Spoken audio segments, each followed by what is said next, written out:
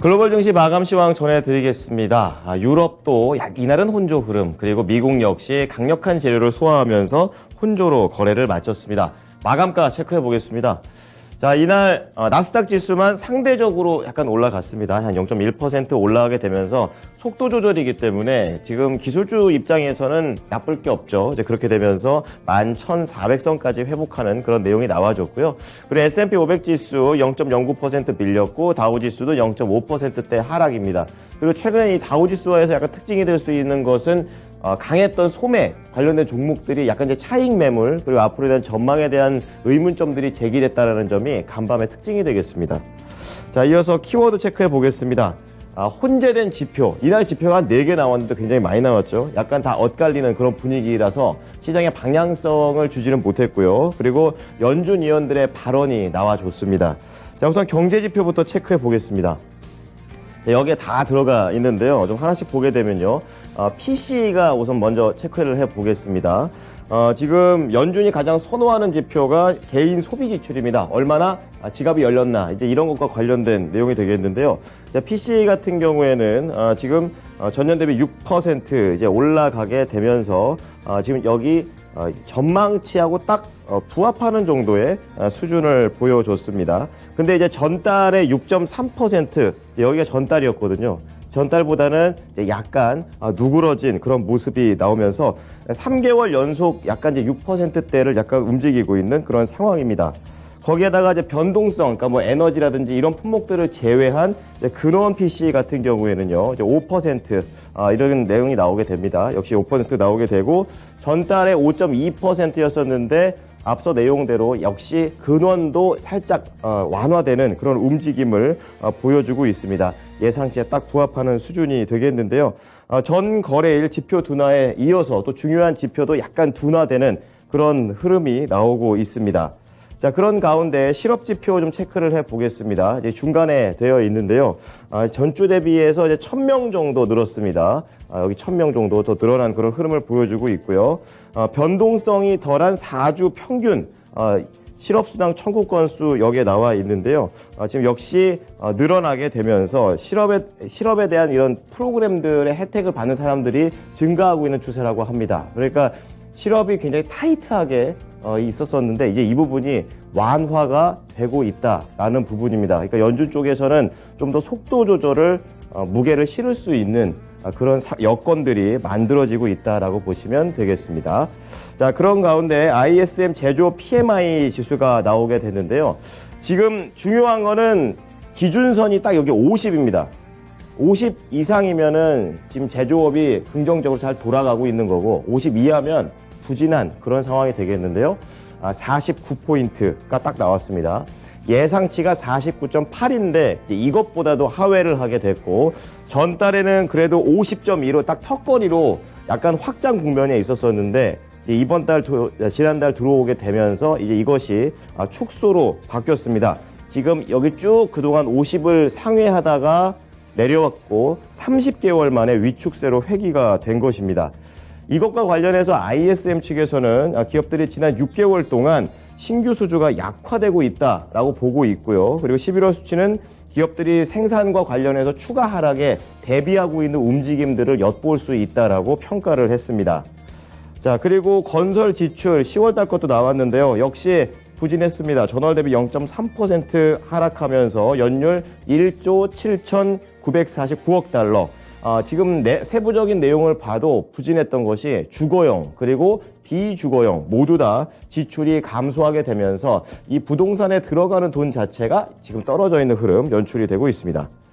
자, 이어서 연준 위원들의 발언들 보겠습니다.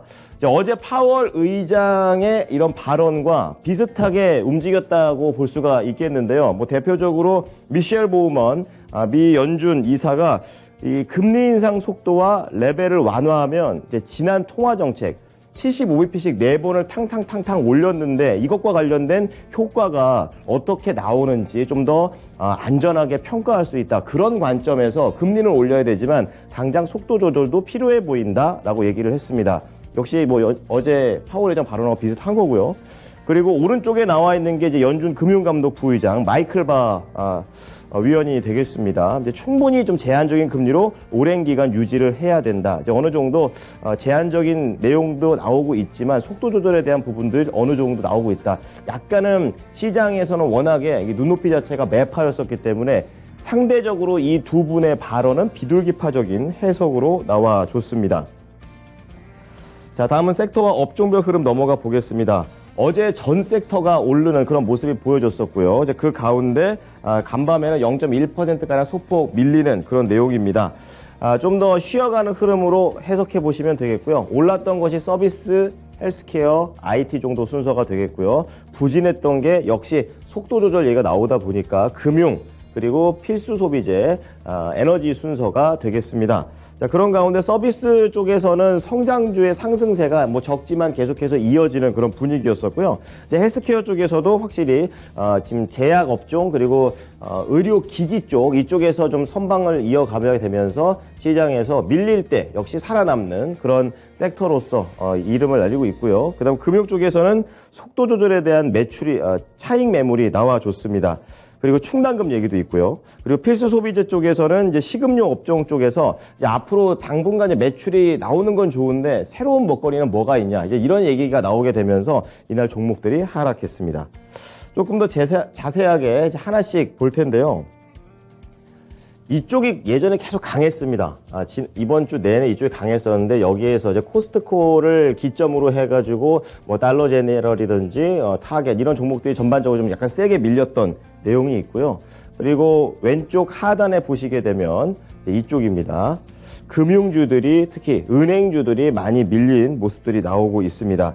그런 가운데 헬스케어 쪽에서 제약 쪽 그리고 의료기기 쪽 이쪽에 선방을 한 흐름이 되겠습니다. 자, 우선 그동안 소매만큼은 잘 가겠구나 이런 생각을 했었는데 코스트코에서 갑자기 많이 매물이 출회됐습니다. 6.5% 생각보다 크게 내려왔는데요.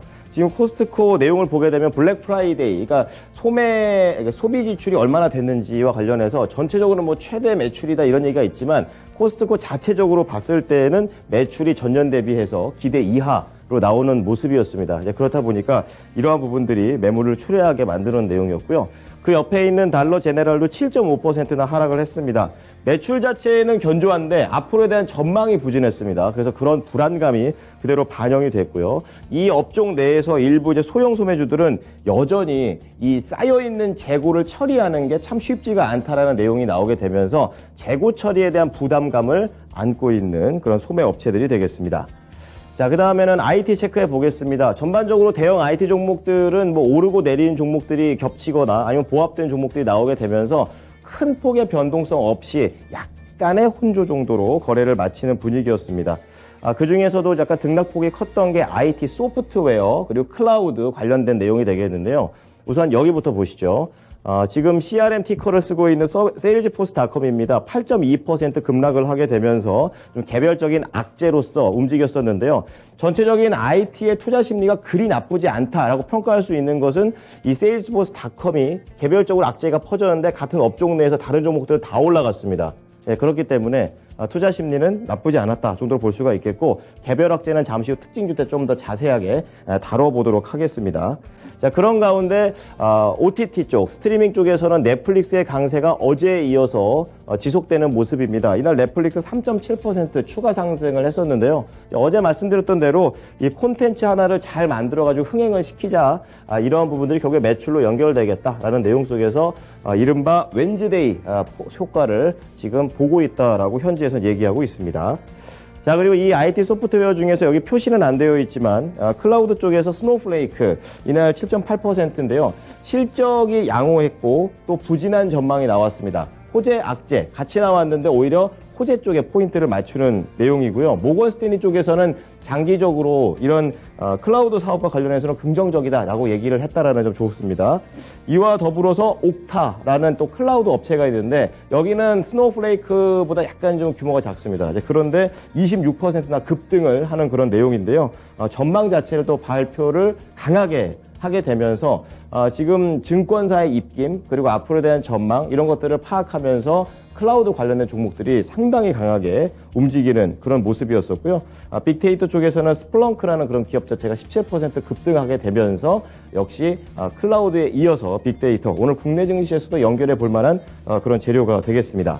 자, 그런 가운데 반도체 체크해 보겠습니다. 약간은 우울한 소식이 될 수 있겠는데요. 이제 엔비디아는 1.2% 이런 상승세를 이어가지만 우리 증시하고 바로 연결성이 있는 마이크론 테크놀로지가 좀 많이 밀렸습니다. 3.2%. 그리고 같은 메모리 쪽으로 연결할 수 있는 게 웨스턴 디지털이 있는데요. 이것도 2.4%. 둘 다 증권사에서 목표 주가를 하향하게 되면서 거기에 타격을 입는 그런 상황인데요. 증권사 미즈호였습니다. 이 재고 증가가 계속 좀 재고 증가의 이유로 목표가를 낮추게 되면서 내년 상반기까지 이러한 부분들이 좀 쉽지 않다, 과제다 이렇게 얘기를 하게 되면서 밀려 내려가는 모습이었습니다. 자, 마지막으로 금융만 체크해 보겠습니다. 은행만 보시면 되겠는데요. 지금 제일 많이 밀린 게 뱅크 오브 아메리카 그리고 그 다음에 JP모건 체이스 웰스파고 순서가 되겠습니다. 자, 지금 뱅크 오브 아메리카 쪽에서는 배당락이 나오게 되면서 다른 종목에 비해서 속도 조절 플러스 그리고 개별 악재 이렇게 되면서 크게 밀린 거고요. 그리고 JP모건 체이스 웰스파고 같은 경우에는 이제 경기 둔화에 대응하기 위해서 이제 은행 자체적으로 충당금을 만들고 있다라는 그런 내용들이 보도가 됐습니다. 이제 그렇게 되면서 추가 하락하는 모습입니다. 특징주 넘어가겠습니다. 첫 번째 종목 세일즈포스닷컴입니다. 8.2% 하락하게 되면서 전거래에 이렇게 장대 양봉을 뽑아내면서 올라갔다가 툭 떨어지는 내용입니다. 그나마 8.2%는 장중에 더 밀렸다가 밑골이 달고 올라온 그런 내용인데요. 개장 전부터 7% 급락하는 그런 모습이었었고요. 이날 브렛 테일러 공동 CEO가 있습니다. 공동 CEO가 사임을 갑자기 한다고 얘기를 하게 되면서 시장에 이런 불안감을 키운 그런 내용이 되겠고요. 여기에 더해서 3분기 실적은 괜찮았는데 4분기 같은 경우에는 강달러 같은 영향을 받게 되면서 매출 부진이 나올 수도 있다라는 분석이 나오면서 악재로 반영됐습니다. 이날 세일즈포스닷컴 147달러까지 떨어지면서 마감가를 형성했습니다. 예, 다음은 코스트코 보겠습니다. 지금 대형 할인마트이고요. 11월 매출이 이 한 달 매출이 좀 잘 안 나오게 되면서 부담을 키우고 있는데요. 9월, 10월보다 떨어진 그런 매출을 밝혔습니다. 6.5% 이렇게 하락하게 되면서 최근에 소매업종들 강하게 움직였던 흐름 그대로 코스트코도 따라가다가 결국에는 여기서 고점을 찍고 크게 내려왔고 장중에 밑골이 달고 그나마 좀 회복하면서 거래를 마치는 그런 내용이 되겠는데요. 코스트코 자체적으로 그런 게 있었습니다. 이제 휘발유 값이 한참 올랐을 때 코스트코 회원들한테는 약간 저렴한 가격에 휘발유를 공급했다고 합니다. 이제 그렇게 되면서 그 기간 3개월 동안 매출이 한 15%탕 치고 올라갔었는데 보시다시피 이제는 유가가 많이 떨어졌죠. 이러한 혜택이 많이 줄어들게 되면서 이제는 소매 판매만으로는 부족하다. 뭔가 다른 게 필요하다는 내용들이 시장에 반영이 됐습니다. 이날 코스트코 503달러까지 떨어지면서 거래를 마쳤습니다. 자, 유럽 넘어가 보겠습니다. 유럽은 독일과 프랑스가 올랐고 영국만 하락하는 그런 내용입니다. 뭐 그렇다고 많이 내린 거는 아닌 상황이고요. 장 초반에는 이런 미국장의 이런 긍정적인 흐름을 받고 아시아장의 흐름도 좋았죠. 그렇게 타면서 모두 다 상승 출발을 했다가 약간은 이제 추가적인 재료가 부재하면서 탄력이 떨어지는 그런 모습이었습니다. 이날 유럽 내에서도 경제 지표가 지금 하나 발표됐는데요. 구매 관리자 지수인데요. 개선이 됐습니다. 앞선 잠정치와 경기 확장선 이런 부분들은 근데 충분히 넘어서지 못하는 그런 내용이기 때문에 전달보다는 좋지만 전체적으로 그닥 좋은 건 아니다라는 내용 속에서 이날 뭐 강력한 재료 없이 한 차례 쉬어가는 흐름을 보였습니다. 자, 상품 넘어가 보겠습니다. 유가가 올랐습니다. 중국에서 계속해서 방역 완화 이런 내용들이 나오게 된 점이 호재로 작용하면서 81달러까지 갔고요. 구리 가격은 달러 약세 속에서 이 중국의 정책과 같이 이게 좋은 내용들이 섞이면서 1.5%, 어제 오늘 계속 오르고 있고요. 금값 역시 3.2%, 역시 달러가 조금씩은 꺾이고 있다라는 부분들이 좋은 내용으로 반영됩니다. 그리고 속도 조절이 점점 연준 인사들의 입에서 계속 나오다 보니까 이틀 연속으로 압박을 받으면서 어제보다 10년물 국채금리 수익률이 더 떨어졌습니다. 18bp나 하락하면서 3% 중반까지 내려왔습니다.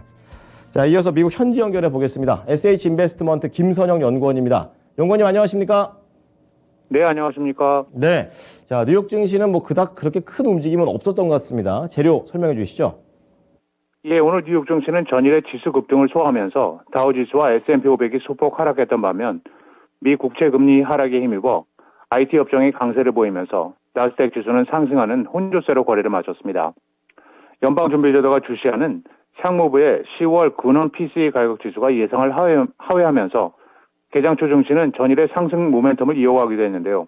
이 지수는 한 달 전보다 0.3%, 1년 전보다는 6%가 상승했고 변동이 큰 에너지와 식료품을 제외한 근원 PCE 가격 지수는 전달 대비 0.2%가 상승하는 데 그쳐 예상치였던 0.3%를 하회했으며 1년 전보다는 5%가 상승한 것으로 집계가 됐는데요. 이러한 수치는 노동부가 발표한 10월 CPI 상승폭이 올해 1월 이후 최소폭인 7.7%로 줄어든 이후에 나온 것이어서 미국의 인플레이션이 정점을 지났다는 기대감을 높이고 있는 상황이며 향후 연준의 금리 인상 속도에도 제동을 걸 것이라는 전망으로 이어지고 있습니다. 하지만 일각에서는 임금 상승률이 당초 전망을 계속 웃돌고 있다는 점이 변수라고 지적하고 있는데요. 10월 중 미국의 개인 소득은 전달에 0.4%보다 높은 0.7%가 상승하면서 시장의 예상치였던 0.4%를 상회한 것으로 나타나고 있습니다. 한편 유럽연합 EU가 미국의 인플레이션 감축법 IRA에 대한 강력한 응수에 나설 것이라는 소식 역시 오늘 증시에는 다소 하락 압력으로 작용을 했습니다. 유럽의 경쟁력을 강화하기 위해 유럽에서 공개 입찰을 하면서 유럽 내 생산에 중점을 두고 세제 혜택을 더 주는 방법을 고려하겠다는 것으로 로베르트 하베크 독일 부총리는 베를린에서 열린 컨퍼런스를 통해 IRA를 겨냥해 EU도 비슷한 조치로 응수하겠다고 밝혔습니다. 그는 미국에서 생산돼야 한다는 규정은 세계 무역기구의 기준과 양립이 불가능하다면서 미국과 협의를 하는 동시에 유럽도 우리들의 계획이 있어야 된다고 말하면서 미국과의 무역 분쟁 위험과 관련해서는 독일뿐만 아니라 EU 차원에서 더욱 적극적인 산업 정책을 추진하겠다면서 독일 정부는 단호하게 행동할 결의가 되어 있다며 목표는 유럽의 주권과 글로벌 경쟁력을 강화하는 것이 되어야 할 것이라고 강조하면서 이것은 에마뉴엘 마크롱 프랑스 대통령이 말한 우리는 유럽산 구매법이 필요하다는 주장과 같은 맥락으로 마크롱 대통령은 지난달 울라프 독일 총리와 만나 IRA가 통과된 것에 대해서 불공정한 경쟁 요소가 해소되지 않는다면 EU 역시 상응하는 조치에 나서야 한다고 의견을 모은 바 있었습니다. 사우디아라비아 등 외국 자본이 들어오면서 미국 안보에 위험이 될 수 있는지 여부를 판단하기 위해 제넷 옐렌 재무부 장관이 일론 머스크 테슬라의 CEO의 트위터 인수의 과정에 대한 조사를 시사했다는 소식입니다. 앨런 재무장관은 뉴욕타임스 컨퍼런스에 참석해 현재 진행 중인 사안에 대해서는 언급하지 않는 것이 원칙이라면서도 위험이 있다는 결론이 나면 외국인 투자위원회가 본격적으로 조사에 들어가는 것이 적절할 것이라고 밝혔습니다. 미 증권거래위원회에 제출된 공시에 따르면 일론 머스크가 트위터를 인수하는 과정에서 사우디아라비아의 알 왈리드 압들 아지즈 왕자가 트위터 전체 지분의 3.5%, 약 3,500만 주를 확보했는데요. 앨런 장관은 과거 CBS 뉴스를 통해 머스크의 재정에 대해 조사한 근거가 없다면서 바이든 대통령이 무엇을 생각하고 있는지 확신할 수 없어 모르겠다고 밝혔지만 이번에는 자신이 그때 말실수를 했다면서 입장을 바꾸고 있는 상황입니다. 자, 이어서 종목 얘기 넘어가 보겠습니다. 이날 코스트코를 비롯해서 전반적인 소매업종들의 분위기가 그닥 좋지는 않았던 그런 내용인데요. 대표적으로 또 어페럴 업체인 빅토리아 시크릿 앤 코어와 관련해서도 6%의 하락률이 나와줬습니다. 어떠한 재료가 있었나요? 예, 그렇습니다. 거시경제 불확실성을 이유로 증권사 JP모건이 투자 의견을 기존의 비중 확대해서 중립으로 낮추고 목표 주가도 51에서 43달러로 하향 조정한 데 따라 여성 어페럴 업체 빅토리아 시크릿의 주가가 오늘 6.3% 하락해 43달러 12센트의 거래를 마쳤습니다.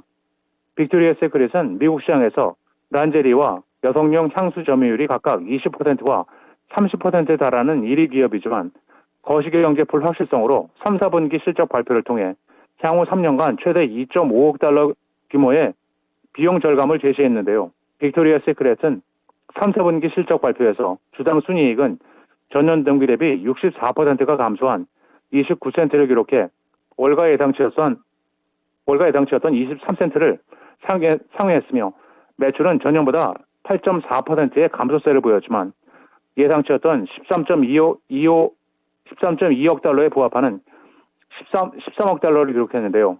JP모건 측은 온 오프라인 채널 모두 평균 매출이 낮아졌고 이것은 점점 더 어려워지는 경제 환경으로 전체 매출과 총이익 역시 향후 순차적으로 감소할 가능성이 높다는 것을 의미한다고 전망했습니다.